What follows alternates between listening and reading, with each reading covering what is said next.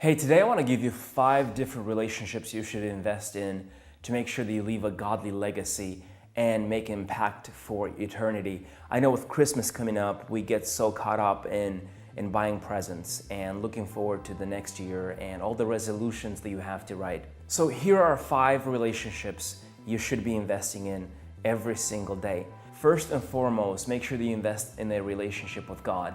It was St. Augustine that said that our hearts are restless until they rest in Him.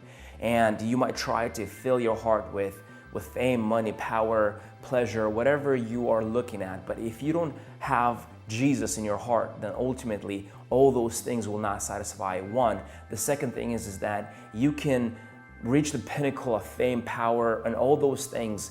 But if you don't know Jesus as your personal Lord and Savior, then at the end of the day, it doesn't matter what you're right about in this life, because in light of eternity, all of that is in vain. Second, make sure that you invest in people that you just see. People at your school that you don't really give them a second thought. People at the grocery store. People that you just meet. You see, behind every single face, there's a bigger story. And if you just dismiss people just based on their first reaction or your first impression of them, then at the end of the day, you might have missed out on the greater opportunity, a greater opportunity to be impacted by their life, or maybe a greater opportunity for you to impact their lives and maybe change the trajectory of their life. So invest in people that you just see and you don't think twice about. Third, make sure that you invest in that great relationship with your family. Now, I think a lot of times when it comes to our families, we might look at them as dysfunctional. Some of our families could be, broken. But in our families, this is the first, place where we learn how to forgive. Our families are a place where we learn how to love one another. And even when we don't like one another, we learn how to love.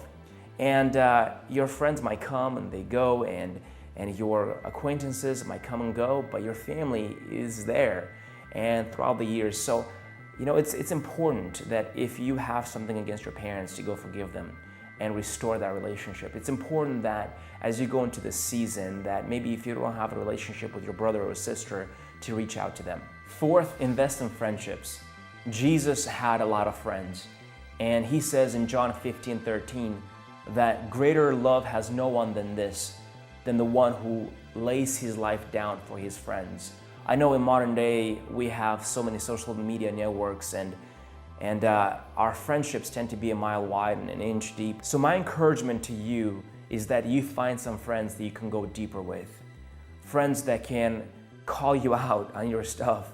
Friends that can tell you the truth even when it hurts. Friends that go deeper than just making compliments. Friends that will lay their life down for you.